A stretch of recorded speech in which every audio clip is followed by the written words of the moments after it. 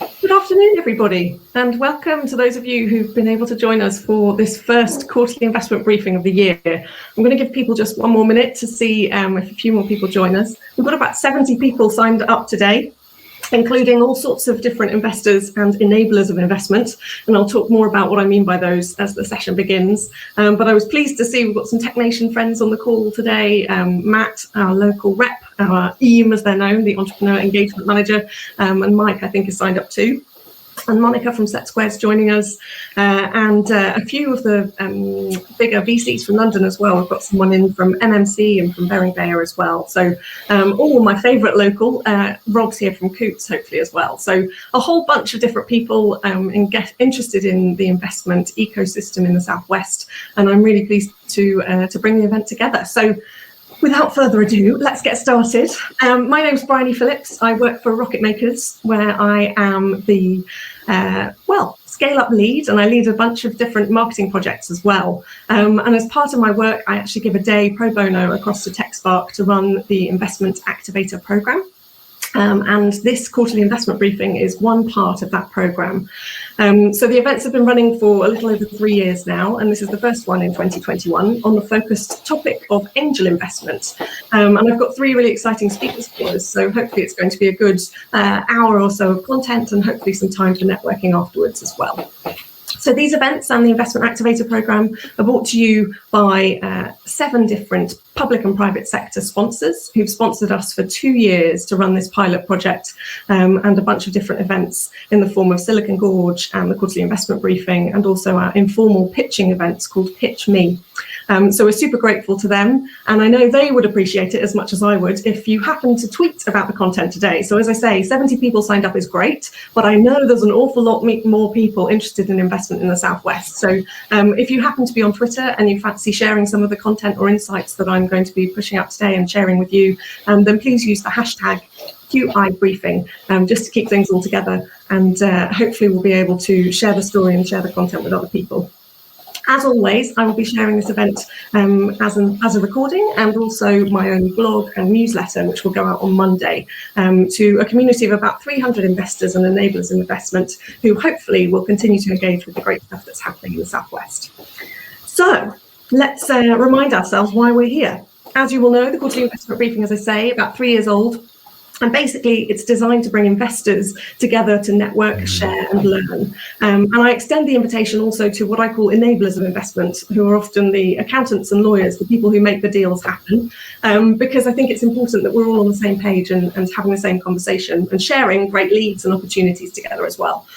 So I set a few principles for these events so that we can make sure that the focus remains clear. Really, that's that the people who are here are active investors or enablers of investment, that the content is informative, fact-based and regionally relevant, and I'll leave you to judge whether or not that's the case, and that we value the opportunity to learn equally with the opportunity to share. And that's why I make half the event about networking and half the event about content.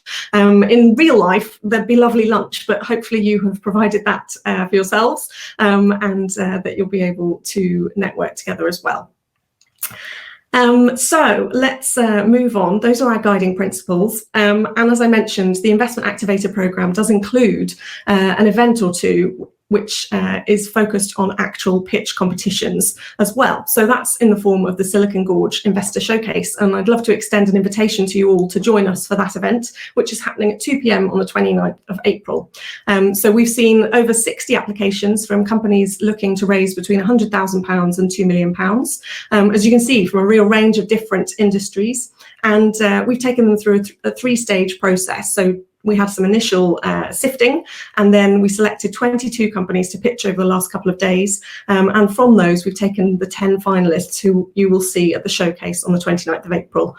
Do follow TechSpark on social if you want to find out more about that, or sign up for a newsletter if you haven't already. It'll be going out next week, and then you can sign up for the event yourselves. So let's focus on today. As far as our agenda is concerned, the topic of our focus is about angel investment. And I'm really excited to be able to bring you 3 speakers who fit into the perfect combination for me. So there's someone local, someone national and someone international. So I'm really pleased to bring you Richard Cobb from Mitchell Moores and their Mainstream Angel Investment Initiative. Oliver Woolley from Investors, and Gaurav Singh from JPIN Venture Catalysts, JPIN. Who knows? We'll find out when he tells us a little later. After those 3 lightning talks, I will be sharing a bit of data from Beauhurst and also some insights into those 17 companies who are raising investment at the moment, including one hot off the press, Series B raise, which has just been announced in the last couple of days. So I couldn't start this event, though, without sharing the latest news about the Southwest, which came out as part of the Tech Nation annual report this week. So some really great headlines reflecting what's going on, particularly in Bristol, but also the wider Southwest. So Bristol and Bath ranked the 3rd largest hub for tech investment for the 2nd year running after London and Oxford. And with $414 million, more to the point, raised locally in 2020. We're also ranked 12th across Europe, and there are almost 17,500 firms in the tech sector at the moment. So lots going on, and really great to see it reflected in that report. Not least our 2 unicorns locally, Graphcore and Ovo. And 3 that we'll have to pick Matt's brain as to who they are, our future unicorns that they're projecting for the next 12 months or 12 or 18 months or so. So exciting news there from Tech Nation. We also saw some really fantastic news in terms of people raising successfully in the first quarter of the year. We've got off to a real boom. There's no beating around the bush. So in the west of England, 29 companies raising a total of 191 million. Admittedly, 162 million came from the Graphcore raise, which was announced just at right at the cusp, the turn of the year, really. But we have seen 12 million raised by Exmoor Pharma Concepts as well. So 29 companies seeing an influx of equity investment, which is terrific to see. You might have seen the headline news about Cytoseek, who it was the first investment for Science Creates Ventures, the new fund which has been announced by the team at UnitDX, which is now Science Creates, and also the news about Neighbourly, who interestingly used PwC Raise, or worked with PwC Raise, in order to raise £3 million through Guinness Asset Management. So as I say, some really good news there in terms of the different companies raising investment this quarter so far. Across the southwest, the good news continues. So that first slide was focusing just on the west of England, by which we mean Bath, Bristol, North Somerset and South Gloucestershire. But here, as we look across to the wider southwest, we see that there were 60 companies that raised 330 million between them. And I've taken the fairly arbitrary figure of the 25th of December. From that point forwards, 330 million raised. Interestingly, from our thinking about our angel focus, there were 4 companies raising between 300 and 700,000 pounds, 5 companies raising between 100 and 200,000 pounds, and can you believe it, 39 companies raising less than 100,000 pounds. So really interesting to see the spread there in terms of angel investment and the real need at the earlier stages.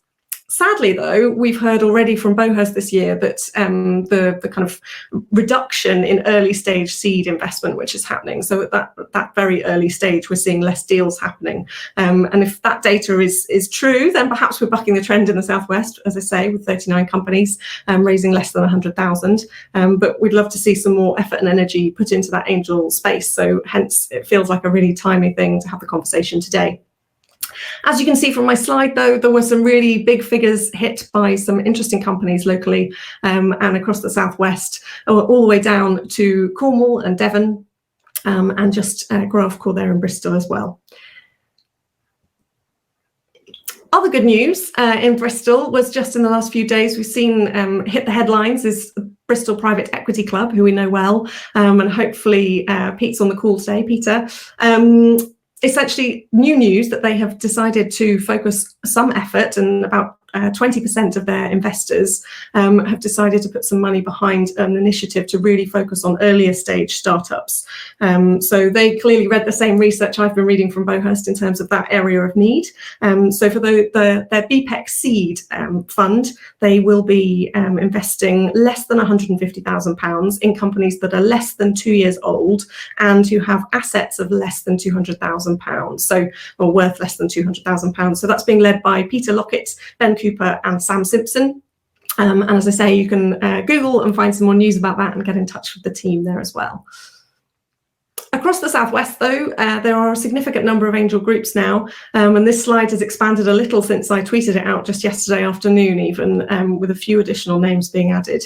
So lots of different angel support available, and I really would encourage you to get au fait with all these different names and the different initiatives that are there.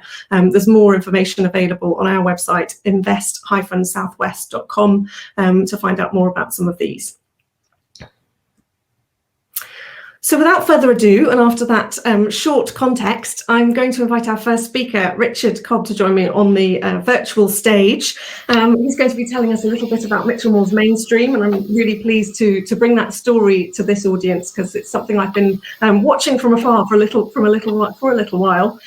So Richard, you are senior partner and head of corporate at Mitchell Moore's. I was loving the level of detail on your LinkedIn profile, not least the deal that you've done, she says, with her Emma Bridgewater cup in hand. Oh, yes. The PE deal for Emma Bridgewater, and various NASDAQ listings and all sorts. It sounds like you're a man of many skills. My favourite ones being your guitar playing and artistry, but I imagine we won't have time for that today. So I will let you take the helm and drive us through a few slides and tell us a bit more about Mitchell Moore's Mainstream. Richard. Fantastic. Thank you very much for inviting me along, Briony, and hello to all of you in your living rooms or wherever you are. It seems strange beaming into you in this way, but I suppose this is what we've been doing pretty successfully for the last 12 months.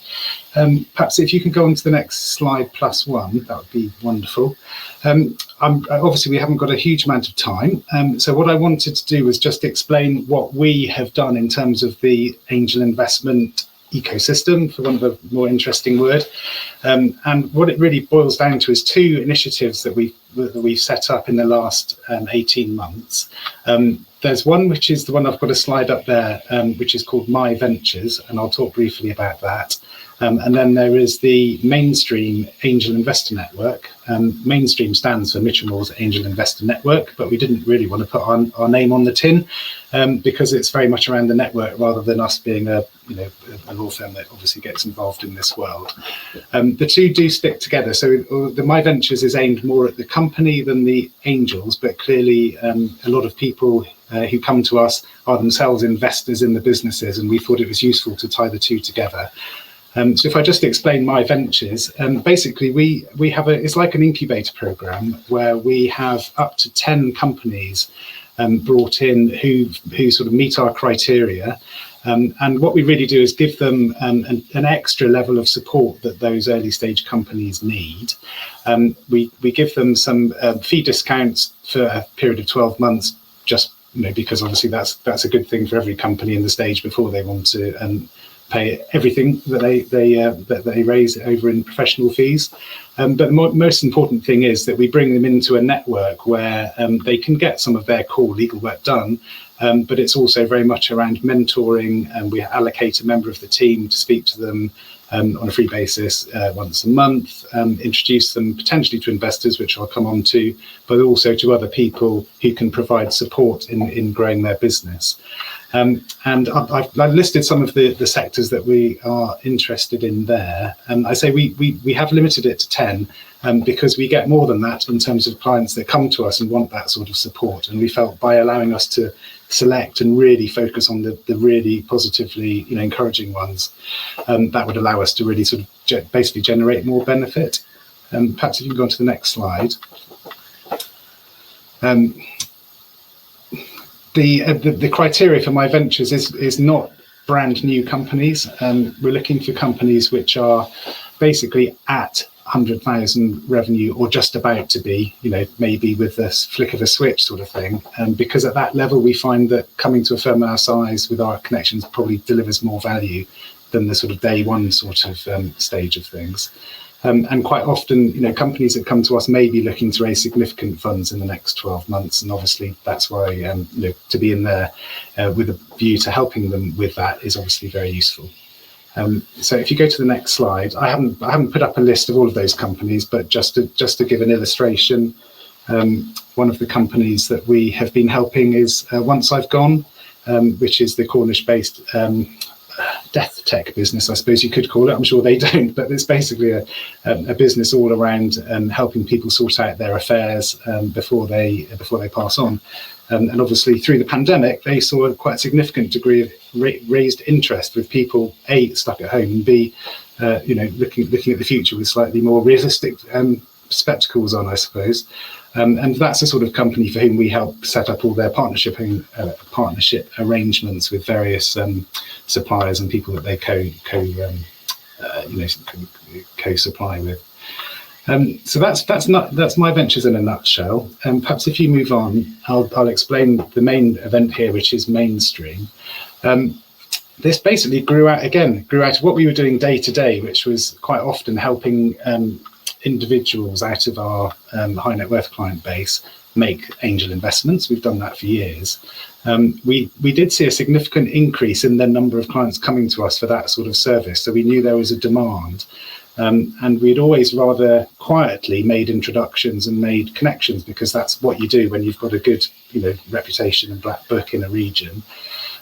But we went to one of the tech shows where UK BAA did a presentation, and it really got me thinking that if we could, basically formalise what we currently do, we could offer a service and also fill quite a big gap that really struck us in the marketplace between Bristol Private Equity Club, where we know individuals there obviously very well, and the one down in Falmouth. And I know there are lots of other informal ones around, but there did seem to be a bit of a gap in that. It's quite a long way from Falmouth to Bristol, and there's quite a lot of wealthy people who like to support Southwest businesses. So we felt that by offering something which connected angels in the region centred on Exeter, but by no means limited to that, then that would provide a real service, and in particular provide the networking benefit that people who are new to the area find difficult to get involved in the other movers and shakers who like supporting early stage businesses.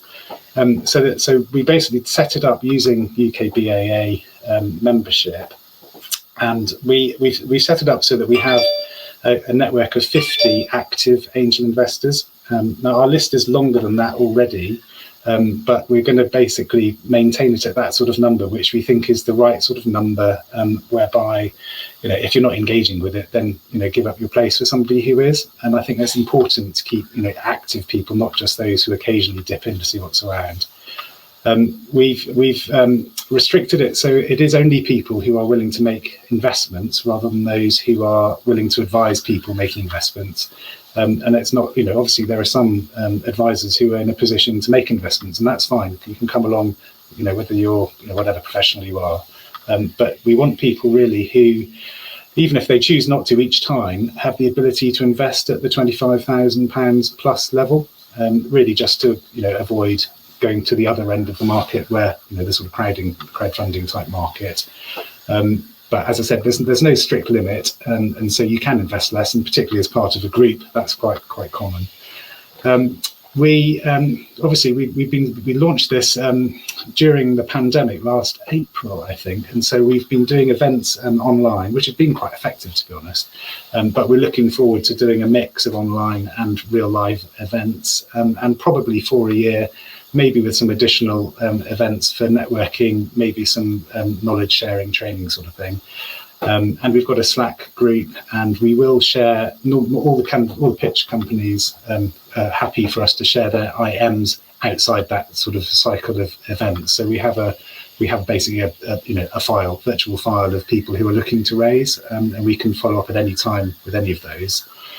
I've put on the slide an important point, which is we don't charge anything, which is kind of odd. Why would a lawyer do that? But actually, we've decided to do it because we think there's a need for it in the community, both for angels to be able to access opportunities and do some good, and for companies wanting one way or another to find out if we know somebody who might help them, particularly, clever money with contacts and industry backgrounds and the like. So we don't charge either side of this. That may change in due course, particularly if we need to invest in a scalable platform. But at the moment, we're not charging. We also, partly as a result of that, have not set ourselves any KPIs in terms of monies raised and that sort of thing. So it's very much trying to do the best that we can, but without any specific goals. Having said that, we have already seen some, genuine interest, funding coming through for some of the clients, some of the companies that we put forward, which is great to see. And we will track that so we can show that we are making a difference. In terms of the companies that come onto it, companies come into the mainstream Mitchell Moore's funnel, if you like, and we've got a team of people in the firm who are there to help engage with people and explain what it's about. When we get the long list, we then put that to a selection panel, which is made up of a couple of lawyers and a majority of angel members. We think it's important that it's the angels themselves who really get to gauge what's appropriate for them. In addition, we are lawyers, we're not professional, investment pickers. We don't do that for a living, and we're not authorised either. So it's really just to make sure that it's the members that look at the long list and then put forward the right number. And we rotate that, so it's not a significant drain of time for any individual angel. I'm sure some will come back more often than not, but it just allows people to have a stint and then pass on. And then I'll wrap up in a sec. If you pass to the next slide, I'll just give some examples. I mean, some of you may have seen some of these companies seeking to raise money recently, but in our most recent pitch event, those were the companies that presented, and I know two of those are having further conversations. One of them has actually successfully booked an investment, which is great. So that's sort of an example of the sort of companies that we're seeing. We had 6 at the most recent event, and I think we had over 20 applicants. And because, we're quite happy to do it. To promote companies which are also on different platforms and have gone to other angel groups. It's very, very much it's not an exclusive thing. We're happy to collaborate, particularly with the match funding groups that there are out there, and very much it's around trying to share information and hopefully make those connections. If you go to the final slide, then I'll just say who's on that. Thank you. So yeah, just thanks for listening. The 2 people I've put up there, obviously me, my day job is being the corporate lawyer, my head of the corporate team at Mitchell Moore's. Then Tom Talker, who some of you will have come across, is the partner who's in charge of our tech and innovation group, basically. We both previously, to working at a firm like Mitchell Moore's, we both worked at Olswang, which is a very well-known firm, or has been before it merged, in the tech space. So that's partly why we're both very keen to promote the tech side of angel investing in the Southwest. And, we'd love to hear from you if any of that is of interest, either through the network or generally. So thanks very much for listening. Super, thanks Richard. That was brilliantly well structured and even better timed. So thank you ever so much. Great, really good to have that run through. As predicted, I haven't seen a flurry of questions, so I'll kick off with one of my own, but let's perhaps see whether or not anyone pops up with a question whilst I'm asking. So I had a couple of questions of clarification, first of all. You mentioned tech, and of course you listed a number of different sectors that were of particular interest. Is it specifically tech companies that you're supporting through this initiative? I would say it's wider than tech, but it's very much scalable, fast growth companies that we're looking for, because that's what investors look for. And we're not looking to help people raise money for lifestyle investments or anything of that nature. But I would say not tech exclusively. It just happens to be that I think there was one food and drink one recently which was quite techy, but they were all basically in the tech space. I would say tech space and healthcare seem to be particularly popular at the moment. Yes, indeed, absolutely. I think they're really booming, aren't they? The data suggests apparently that EdTech's taken a dive, but I'm intrigued as to see how long that lasts for. I think it could be a blip on the landscape, to be honest. That's really helpful to know. Particularly, I've got an interesting minerals company and a feature film included in the list today, which I've extended to just because I figured it might be of interest to people. But I think it's good to set some boundaries, isn't it? Absolutely. And then the other question I had around just clarification was as to whether or not how much of a correlation or what proportion of the businesses and the investors are clients at Mitchell Moore's, or how much you kind of stipulate that or not. That is a good question, actually. We're very much an open house, so there's no allocation of slots to Mitchell Moore's clients. And genuinely, we're very happy. It's the best. It's what's best for the angels that is the key. If the panel thinks that a company put forward who happens to be a client is the right one, they get put forward. But there's no sort of allocation. we tend to find the better ones come through a funnel of some sort, be it via a sort of set squared or another incubator, rather than direct to us. And we're also open to companies coming to us via existing members, especially members who've already invested at early stages and are looking to help their investee companies raise the next stage. So those are probably the three main sources: incubator type groups, existing clients, and those that are brought to the table by other members of the network. Great, super, that's really helpful. And then my third question won't surprise you. It's about collaboration and how much, whether you've been able to achieve any kind of co-investment with other groups locally, or whether that's kind of featured on your radar yet. It's definitely on the radar. I hasten to add, we haven't been going that long, so we are quite early stages at it. We've been involved in lots of co-investments with our clients, but through this particular network, it's early stages. But we are we are in proper communications with the other groups, and we've had lots of one-to-ones with people about how we can work together. And I think that's probably one of the next stages of the evolution, is to get that working. This is really helpful to communicate to the community what we're trying to do. As I said, we're not running it as a business as such, so it's more of a service. Yeah. It may spin off to us needing to provide some legal advice to a company or an investor, but it's very much to be part of the bigger picture, to fill a gap, really. So yeah, if anybody wants to get in touch with me, it'll be me, or I'll put you in touch with the right person in the team to discuss that further, then please feel free. Great, perfect. Thank you all so much, Richard. That's really helpful. As I say, I'll write a few notes in the blog on Monday, so we'll make sure to circulate that out to the TechSpark community as well. So thanks ever so. Okay, thank you. Bye-bye. Bye-bye.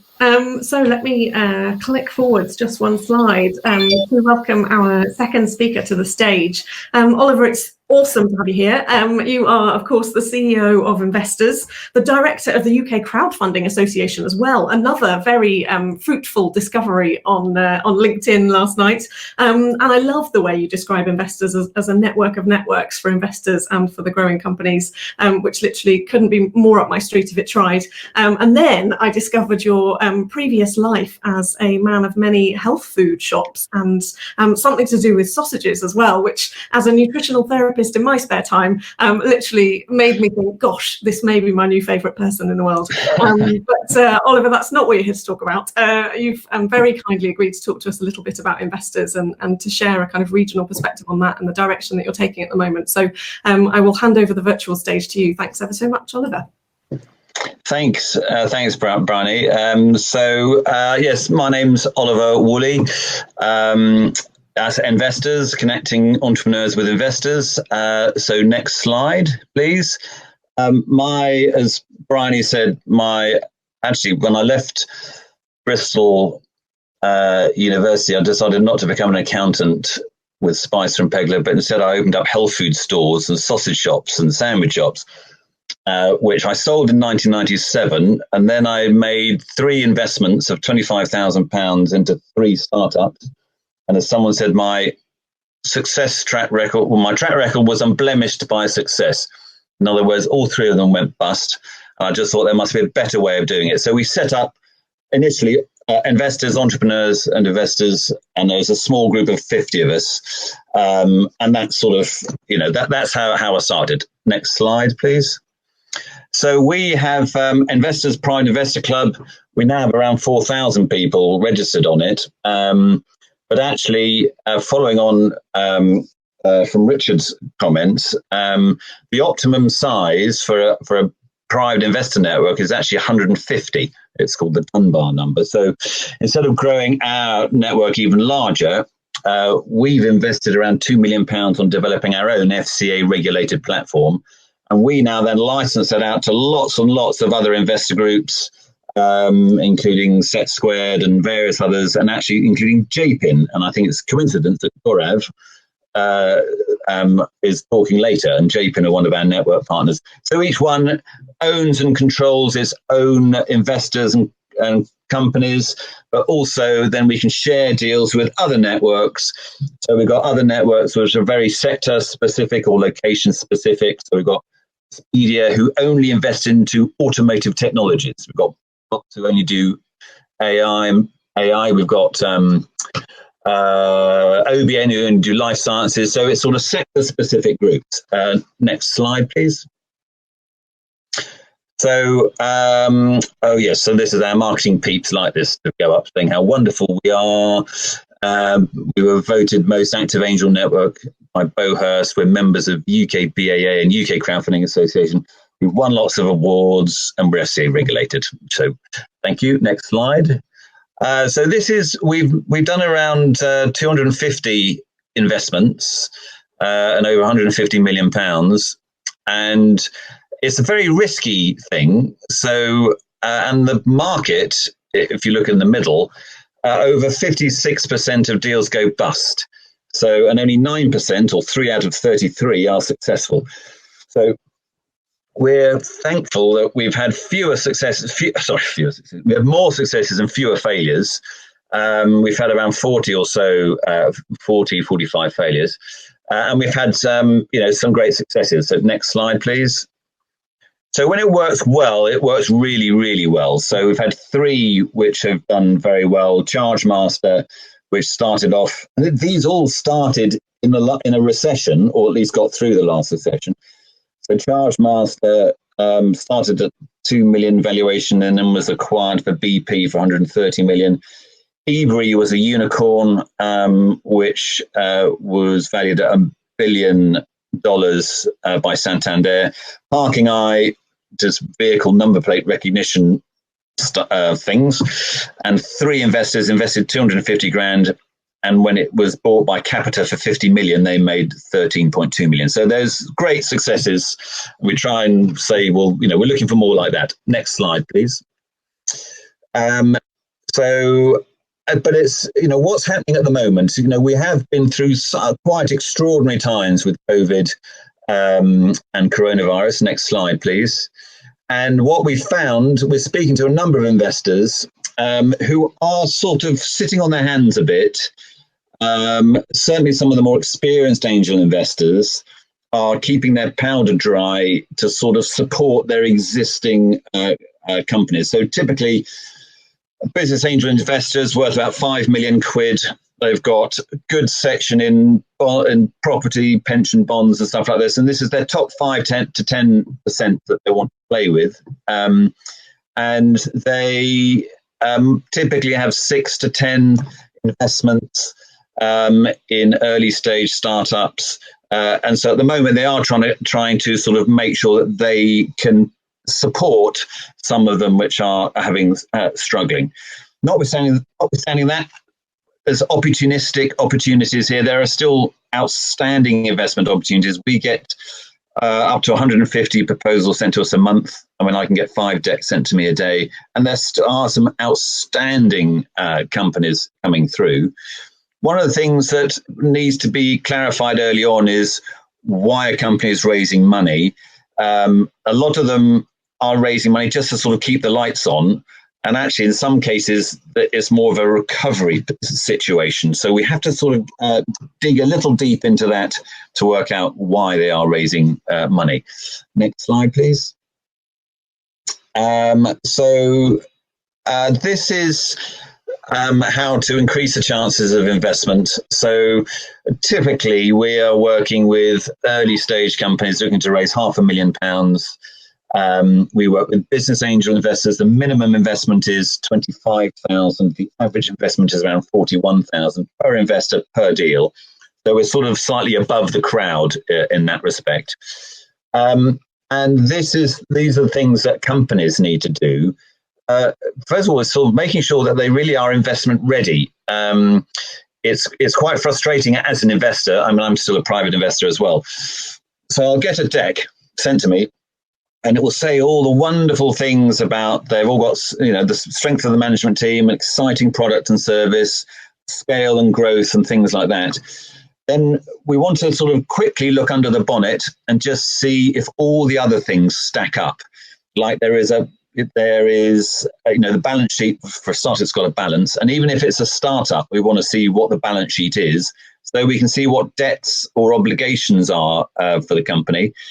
We want to see a cap table and various other things. So we want to make sure and there are lots of programs, such as the one with TechSpark, so that, and we really like having companies that have come off these programs, because the general level of investment readiness is poor. So stuff that comes through, or companies that come through programs, is very good. Valuations and pre-money valuations is key, and we do a whole talk on how to value a company. We have our own valuation calculators, and the market is, as it says here, awash with overvalued opportunities going nowhere. So this can be a startup valued at £3 million pre-money, and actually it's the biggest complaint we get from our investors, is that no one's really been through the valuation properly.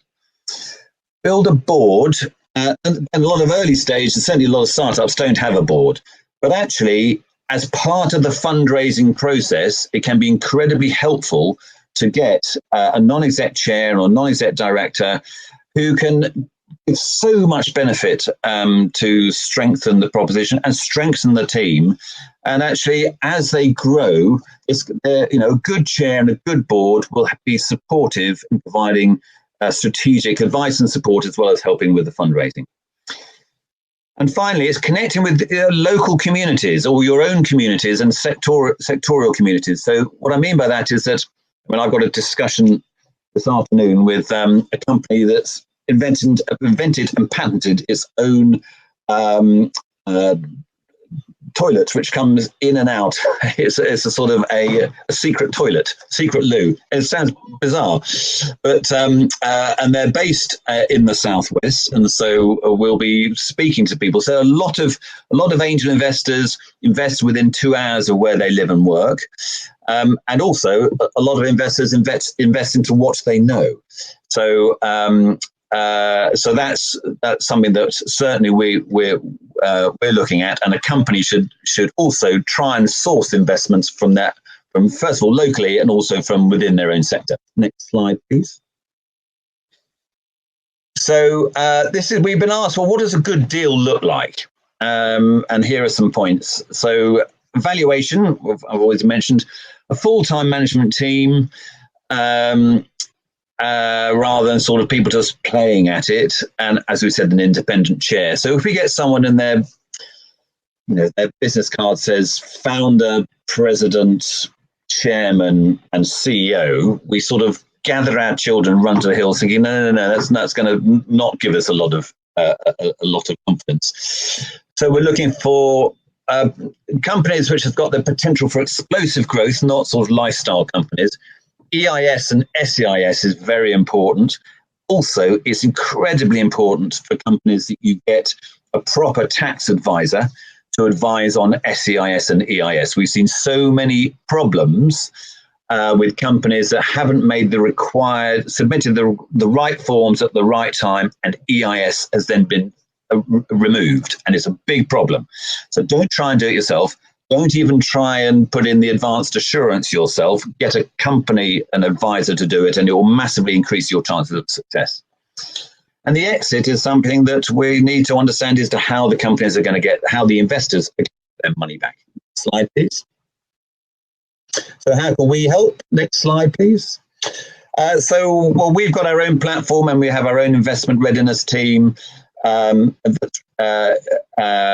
we can promote it on the Investors Private Investor Club platform. We can also then share the deal with 30 other networks on the platform, and in real time it can appear live across all other platforms. All other platforms, they own and control their own investors. So but our mantra is to try and help the right investor find the right deal, and vice versa. And there's a secure data room, there's investor dashboards, investors can follow, get alerts, updates. So it's a great thing. Next slide, please. And this is the point I've already made about investment readiness. Only 2% of companies are successful in raising investment from external sources. So this is outside of your friends and family round. It's very, very difficult. And if we get 150 decks a month, we're doing around 3 deals a month. So it reflects in the work that we do. Next slide, please. And this is actually, I think, almost a repeat of the other slide about how investors can register on our platform, and they can also then access all the information. Next slide, please. That's it. There you go. 12 minutes, 30 seconds I've got. So so that's me done. Beautifully done. Thank you. Thank you very much, Oliver. That's terrific. And I have to ask, I'm really interested in that number that you quoted in terms of investors investing within 2 hours of where they live or work. So one of the stats that I shared for a long time when I was working at Engine Shed, so this is 2 or 3 years ago, is one that came from the UK Business Angels Association, which said that the Southwest has the 3rd biggest community of angels or ultra high net worth and high net worth individuals, which is terrific. But that 85% of their investment actually goes back into the golden triangle of Cambridge, Oxford and London. So I guess it still is within 2 hours, technically. But yeah, how do we change that? I must say it's such a great shame. I mean, I'm in rainy Putney at the moment. Our office is in central London. We are sadly very Investors Prime Investor Club is London focused, but that's why we want to get other people using our platform around the regions, so that actually they don't have to come to London. I mean, we were up in Manchester a couple of years ago now, and we said to the companies, they're fantastic companies, and they said, well, where do you get your investment from? And they said they go down to London, and that's got to stop. And so you're absolutely right. And certainly down in the southwest through Dorset and the Somerset, I mean, we know personally we've got loads of, I mean, there's mountains of really good people, really good investors. And, you know, really we should be encouraging and supporting them to do more locally. And I know we're obviously still very heavily involved with UK BAA and Rod and Jenny. And it's, it's important that we can try to actually support local investors and entrepreneurs rather than the need to come to the Golden Triangle, as you say. And actually, possibly, I mean, we've seen a massive uptick in our platform because it means that actually you can log on from wherever. So you don't have to be so sort of dependent on coming to London. Absolutely. There does seem to be a bit of a shift in the last kind of 12 or 18 months as well of more investors coming out of London and trying to engage with us in the regions. Not that I have a bee in my bonnet about that phrase. London is also a region, for those of you who are wondering. But yes, I couldn't agree more. I think that's shifting gradually, and hopefully this new virtual emphasis that we have courtesy of COVID is supporting that and enabling it a little bit. So I must share Abby's question as well. She's asked, what trends have you noticed over the last year in terms of companies looking to raise? Any industry changes? Very good question. So industry changes. What we're seeing the most interest now is sort of well-being and health tech and related enterprises, impact, green, environmental, those types of markets, robotics and AI and various things like that, and medtech. Medtech is probably another, as well as education. I think someone else mentioned edtech is very popular, and the ones which people struggle with a bit is social media companies, where a lot of investment has to go in. If it's a B2C social media company, that requires a huge amount of investment in marketing to build some sort of critical mass. Yeah. The other main thing is, as I said, it's we're seeing a lot of companies which are struggling, sadly, and they have to sort of be, they can still raise money, but they've got to be sensible about the valuation and things like that. Yeah, here. Great. And then Ryan, who works for Bristol and Bath Regional Capital, actually has asked a question. So we're an investor that funds companies based on their regional impact. Often they don't exhibit explosive growth. Angel capital would be very helpful for these companies, but is there anything that we can do as a corporate investor to encourage angels in this space? Yeah, that's very good. I mean, not every angel is looking for explosive growth. I mean, we do another talk about what makes investors invest. And some of them, number one, it's they want to make some capital growth. So that's the number one. I'm trying to think. I've got a slide in my mind, and there's 4 other reasons. Let me think if I can remember them. One is some of them say they want to invest in things that make the world a better place. I mean, these people are already wealthy. We do a talks, the armchair investor. So they're already wealthy. They're sitting comfortably in their armchair. They don't have to invest. But actually, if it's something that, so there's something that sparks their interest. So it could be making the world a better place. There's sort of just general chatter about, just how I'm sort of, I'm involved in this little company, and it's exciting and interesting and engaging. And tax relief. A lot of people just say, well, I'm very keen to get tax relief. So it's not, you don't have to have explosive growth, but you have to recognize the needs of the investor, that they want to make a return. And you can't say that they're not going to be. So they do want to make a return. Yeah, absolutely. Good question. Very good question. Yes, and one that's dear to many of our hearts. I think that the kind of southwestern Bristol and Bath area in particular seems to have a real wealth of socially focused companies, and also creative companies who perhaps aren't necessarily going to offer the levels of return that some of the kind of traditional deep tech will offer. Yeah, I have. So I got asked on a panel if we invested in not-for-profit companies, and I personally invested into loads of not-for-profit companies. The only problem was that wasn't actually their intention in the first place, sadly. But no, but there are lots of it. So exciting companies. It's like this toilet one I've got this afternoon. I think it's absolutely fantastic, and I can imagine people wanting to get involved in that. Yeah, absolutely. I do find myself slightly nervous as you describe tax relief as being an important incentive. I know I've got a tab open on my computer to read Mark Brownridge from the EISA's article just in the last couple of days about the implications for EIS and SEIS of Brexit and so on. So we'll see what happens with that, but fingers crossed it won't have any detrimental impact, and you guys will be able to continue doing your great work. So thank you ever so much again for giving up your time and sharing a little bit about the investor's story. I know lots of people will have found it interesting from a whole bunch of different perspectives. So thanks again. My pleasure. Super.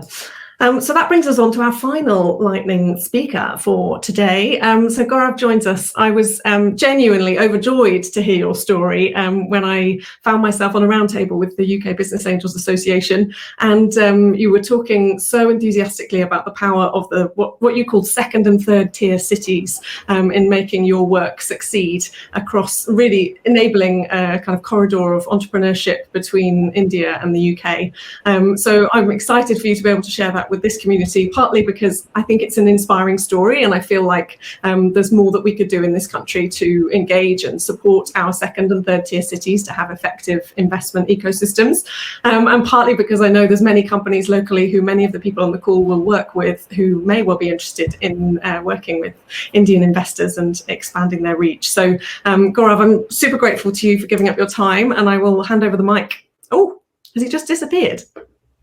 I think he has. Terrific. Let's give him a minute and see if he reappears. Go with the, if you can hear me, Gaurav, go with the refresh button. That's always a win. And I'll give him a couple of minutes and hopefully he will return.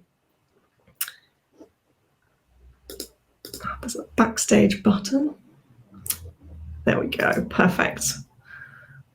Marvellous. Little moment of calm for all of us to reflect before we listen to your presentation. So thanks again, Gaurav. Hopefully you caught the majority of my introduction, but either way, very pleased to have you here, and I will hand over the mic to you. Thank you so much. And I must say, I think I'm delighted, I think, on the sequence of speakers, but also, Briony, I always find your approach very quirky, very positive, and very infectious in a nice way. So great. And thanks to Oliver and Richard for speaking before this. So just very quickly, from our side, I am Gaurav Singh, founding and managing partner of JPI Venture Catalyst Limited. We are building the largest bi-directional UK and India investment and growth corridor for startups. And what that really means is UK on its own might not be a massive market for startups to become unicorns, but collectively, if you see the access, and for that reason, many UK startups end up going to the US. It's getting very difficult for them to grow and scale there. Doesn't matter how much money you've raised. India, on the other hand, UK India have had a very good legacy relationship. Indians, I'm not sure if you're aware, but Indians were the largest foreign investors into the UK last year. And UK has always been a top 5, top 6 investors into India for a while. And what we want to do is take British businesses into India and really help them scale there. It's a huge market outside of US, and China is the third biggest market now, and bring good Indian businesses. So rather than taking all the great tech and growth to the US, we are encouraging them to come and set themselves up in the UK. And so it really fuels job creation, growth between both UK and India. That's our intention. Yeah, next slide, please.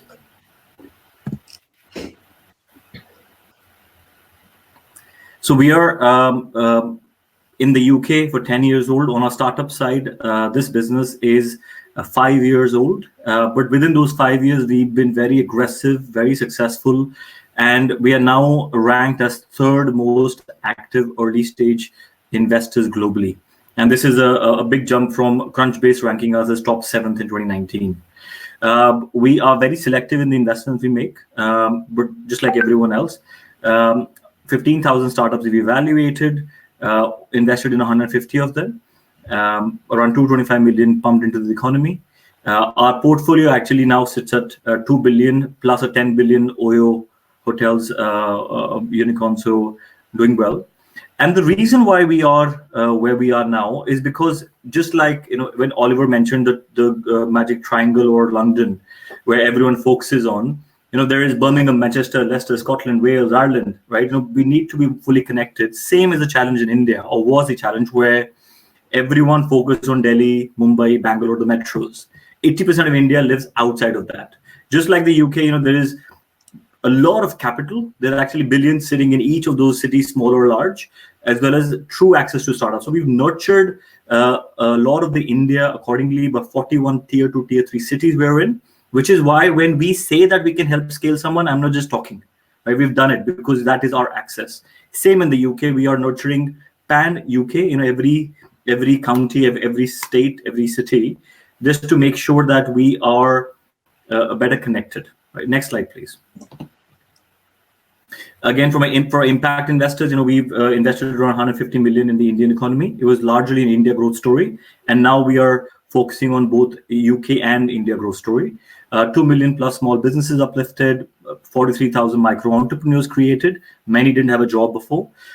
Women hygiene wasn't a category before we started investing and nurturing into it. EduTech, again, we're very strategic, and it has led to over 100,000 plus people at the bottom of the pyramid now educated, and we want to really pump up the mission. And our intention is the challenge is all good deals, just get closed in small circles, and they hardly are accessed by the wider audience who are not really that plugged into the ecosystem. So if a deal such as SpaceX or Tim Draper invests in things, usually they don't come up. We are actually changing that. We're democratizing investment, which is why we have risen so fast, is the best of class of deals where we are curating, we are putting our own skin in the game. Those deals we are opening up to audiences to invest anywhere between 5,000 going up to 10 million, whatever is your appetite. And that's what we've done, and quite successfully. Please. And one of the reasons we've realized that the startup ecosystem has a very high failure rate of about 70 to 80%. Now, the reason why we felt that is the case is because an entrepreneur is expected to run the business, manage the teams, operations, customers, strategy, growth, investor relations, and fundraising. Now, fundraising itself is a full-time task, and what we have done is, because it's our own capital, also skin in the game going into a venture, there is no room for us to lose any money. That is why we alleviate the fundraising stress from the founder. So, and we come partner with them throughout the journey so that we are responsible for fundraisers. Typically, we have been an angel network where we invest up to 2 million into startups. They can be from US, Canada, UK, India, it doesn't matter, but they need to have a good India growth story potential, because that is where unicorns are going to be created. We have just launched our 9 Unicorns fund as well, which, again, we've had huge subscription from, UK, US, and investors everywhere. And that is focusing on concept stage ventures where we will mentor startups and help them grow in India. But after this, generally, our strength is quite good in helping raise 2 million up to 200 million for startups and businesses. So we partner with them throughout the journey, and that is what helps our success rate be quite high. As I mentioned, there's about 80 to 90% failure rate in this space, between 70 to 90, sorry, and our failure rate is currently sitting at 6% only. So that's a single digit 6, right? So please.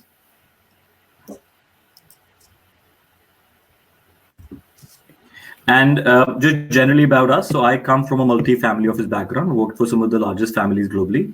Nayan, and we've done done large projects in M&A for Thomson Reuters and others. Nayan comes from an energy business and a real estate background, and was working with the Aberdeen City Council, Rolls-Royce, Siemens, and large organizations. So we've done deals anywhere between $500 million going up to $1 billion for M&A. Apurv is known as father of incubation in India, and he received the President of India award as well. And he was one of the first guys to invest in and nurture Oyo.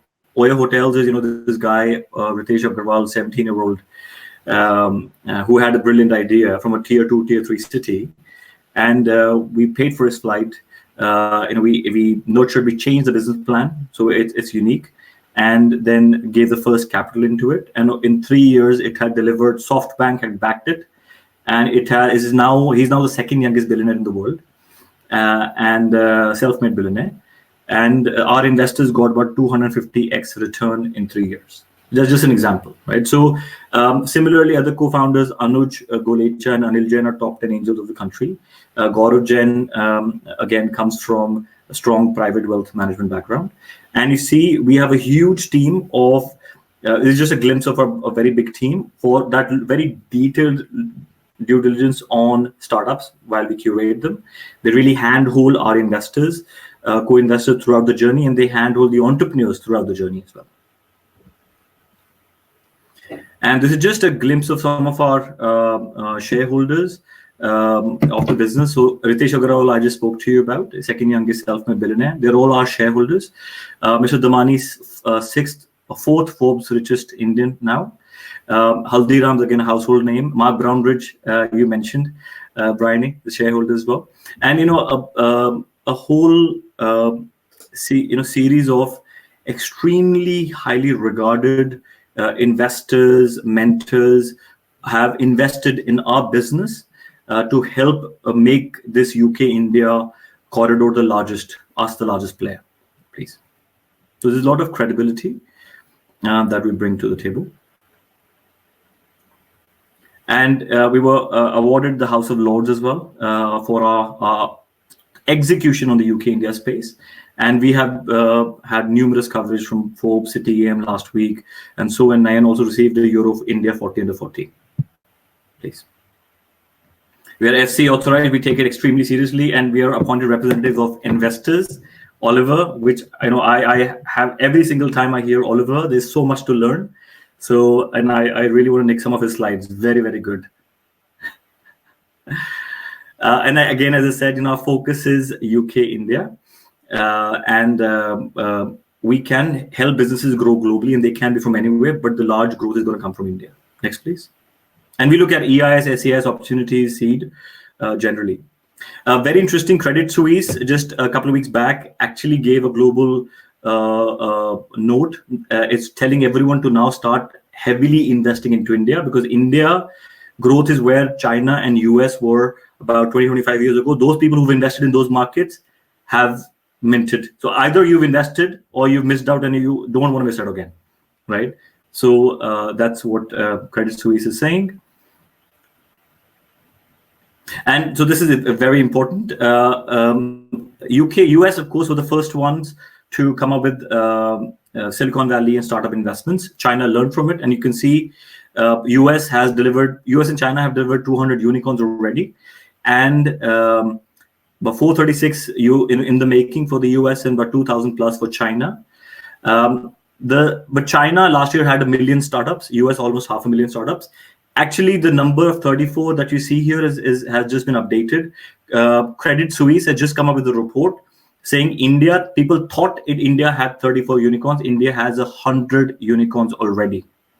So if you imagine, with a very small number of startups as compared to other two countries, we've delivered half the number of unicorns, is because, very important to understand the demography, 65% of the audience in India is less than 35 years old. It is a highly educated workforce, 627 million internet users, and 18% year-on-year growth. So if you're able to target the market effectively, you can achieve in 2 to 3 years what might take you 15 to 20 years outside. Right? So, and this is what we do, West. And I'm conscious of time. How much time do I have? Okay. A minute or two. Okay, perfect. Thank you. Please, next slide. So again, as I mentioned, the reason we are really good in India and we can put a strong claim to that is because Delhi, Mumbai, Bangalore, everyone was trying to penetrate. We went to the tier 2, tier 3 cities, very importantly, because we realized most of the unicorns actually don't come from the metros. They come from people for some reason outside of the metros. So we've nurtured those markets. That's where Oyo came up. That's where other unicorns have come up from. But there's a lot of local capital that needs to be engaged. And, the view also is that people in those cities have always felt that no one really approaches them because people don't know how to navigate it. And also startups can't penetrate those tier 2, tier 3 cities in India because they just didn't know how to do it. So we've done it, and same we want to do in the UK. And exactly the theme of the conversation, which I absolutely love, is we need to broaden our horizon. And I think it is very important because cross-pollination within the UK first needs to happen. I think, there's a lot of very sort of region-focused investment theses. We need to look at pan-UK because then it brings a bigger market. But we need to look at UK and India in conjunction because you can deliver very good impact. You can get very good returns, right? Generally, and businesses and entrepreneurs can create a lot of jobs this way. Please, next slide. Next slide, please. And just to give, again, confidence. So it's not new as a theme that we are encouraging the UK to invest into India. Over the last 4 years, UK investors have participated and led between 10 to 30 billion worth of startup investment into Indian startups. So if you haven't done it, then you definitely are, of course, missing out because this has been active for a long time.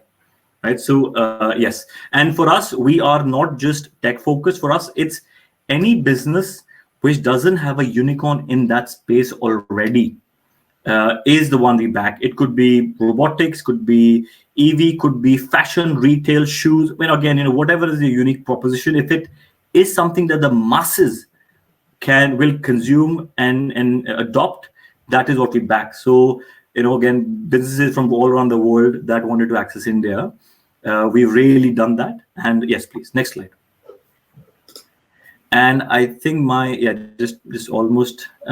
So with regards to, and we are slightly impatient, if I may say, with the capital. What that means is, in a positive in spirit, is because we put so much weight behind every startup that we support, they grow very fast, and as a result, they give much faster exits.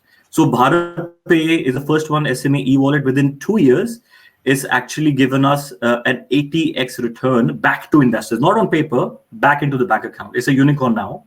And similarly, we've had 36 plus exits within the last 4 years alone, generally. And so we've tried to make the asset class as liquid as possible with very high returns generally. And I think we'll go to the last slide if it's okay, the next one. I'm hoping so. I'm going to have to cut you off if not, I'm afraid.